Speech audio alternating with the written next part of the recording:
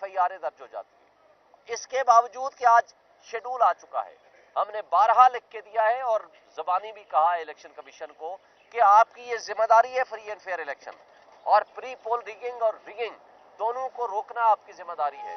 آج سچویشن یہ ہے کہ میں کوئٹہ جاتا ہوں, مجھے ورکر کنونشن جانے سے روک دیا جاتا ہے, ود فل فورس مجھے بھیج دیا جاتا ہے واپس لاہور کی طرف جائیں. ہمارے وکیل کو یہ نہیں ہے کہ وہ کسی کنونشن میں جا سکے, اور جن لوگوں نے ورکر کنونشن کیا ان کے خلاف FIR درج کر دی گئی.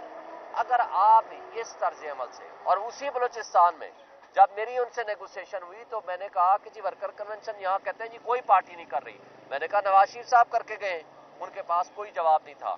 کل آپ نے دیکھا تربت میں زرداری صاحب نے کیا, لیکن ہمیں اجازت نہیں ہے.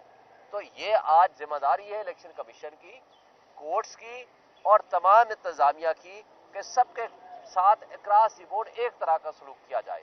اور یہ جو کچھ ہو رہا ہے یہ انصاف اور قانون کا دوہرا معیار ہے, یہ اپنے آپ کو ایکسپوز کر رہے ہیں. اور پھر آپ نے دیکھا کہ رات کیا ہوا, کل عثمان ڈار کی والدہ اس کے گھر میں گھس گئے, دروازے توڑ دیے, اس کا گریبان پکڑا, اس پہ تشدد کیا, اس کا ویڈیو پیغام آج سب کے سامنے ہے. اگر یہ آپ کا عمل ہے, اس کو آپ اگر الیکشن فری اینڈ فیئر کہیں گے تو آج انٹرنیشنل میڈیا بھی دیکھ رہا ہے, پوری دنیا بھی دیکھ رہی ہے, آپ کا ڈیجیٹل میڈیا اور الیکٹرانک میڈیا بھی دیکھ رہا ہے, تمام ادارے بھی دیکھ رہے ہیں. اس کا نقصان کس کو ہونا ہے؟ ہمارے ملک کو ہونا ہے, ہمارے 25 کروڑ عوام کو ہونا ہے. سیاسی عدم استحکام میں اضافہ ہوگا, فری اینڈ فیئر الیکشن کا خواب رہ جائے گا. اس کا نقصان آپ کے ملک کی اکانومی کو ہوگا, آپ کے ملک کے ادارے ڈسکریڈٹ ہو چکے ہیں, اور اس کا نقصان ہم بحیثیت قوم اٹھائیں گے. اس لیے آج بھی وقت ہے تمام stakeholders, election commission of Pakistan اور عدلیہ ان چیزوں کو دیکھیں اور ہمارے گریونسز کو ریڈریس کریں. آپ نے جو بتایا کہ فائلیں نہیں جانے دی جا رہی, تو کیا اس بات کا الیکشن کمیشن نے نوٹس لیا کوئی؟ جی الیکشن کمیشن نے آج مجھے کہا ہے, وہ تو ہم پہنچے نہیں تھے, انہوں نے تاریخ ڈال دی, ہمیں راستے میں ملے تو انہوں نے مجھے کہا ہے کہ جی آپ ہمیں اپلیکیشن دیں, ہم اس کے اوپر مناسب آرڈر حکم پاس کریں گے. آج پردے جرمائت ہوئی ہے یا نہیں ہوئی؟ اس کی وجہ کیا تھی؟ ہم پہنچ ہی نہیں پائے, کوئی بھی نہیں پہنچ پایا, ایڈوکیٹ جنرل نہیں پہنچ پایا, ہم نہیں پہنچ پایا, ہمیں راستے میں روک لیا آدھا گھنٹہ. انہوں نے کہا جی پہلے فائلیں چیک ہوں گی, آپ کھڑے ہیں ادھر, اور فائلیں چیک کے ایک ایک پیج چیک کر رہے ہیں, جو ان کا دل کرتا ہے اٹھا لیں گے, جو دل کرتا ہے رکھ لیں گے.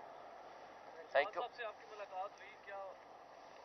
جی خان صاحب سے ملاقات ہوئی ہے, تو آج کے جو یہ موضوعات تھے وہ ہم نے آپ سے ڈسکس کر دیے. فائلیں کون چیک کرتا ہے یہ بتا دیں؟ یہ آپ کا انتظامیہ, یہ جو جیل سپرنٹینڈنٹ کا جو عملہ بیٹھا ہوا ہے, وہ ایک سکینر مشین ہے, اس سے گزارتے ہیں. پھر اس کے بعد وہ عملہ کھڑا ہوتا ہے, بیٹھتا ہے, وہ کہتا ہے جی آپ جائیں, پھر فائلوں کا جو ایک ایک پیج, ایک ایک لفظ, ایک ایک چیز یا وہ پڑھتے ہیں یا وہ اٹھاتے ہیں یا وہ ترتیب بدلتے ہیں. جی اپلیکیشن میں بنا کے لے کر گیا تھا, وہ تو پہنچنے سے پہلے ہی کوٹ اٹھ گئی تھی. دوں گا جی, تھینک یو.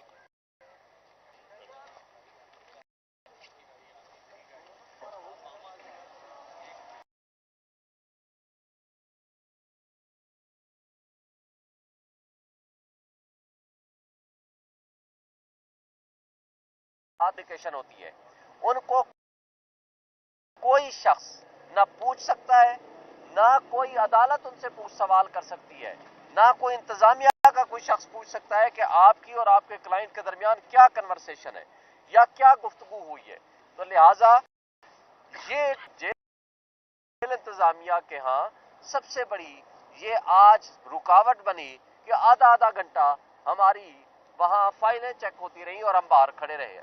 پہلے باہر کھڑے رہے, پھر اندر کھڑے رہے, اور ہمیں کورٹ روم تک جانے نہیں دیا گیا. اور اس کے بعد جو الیکشن کمیشن ہے وہ چاروں ممبران بیٹھ بیٹھ کے انتظار کر کے نہ ایڈوکیٹ جنرل پہنچا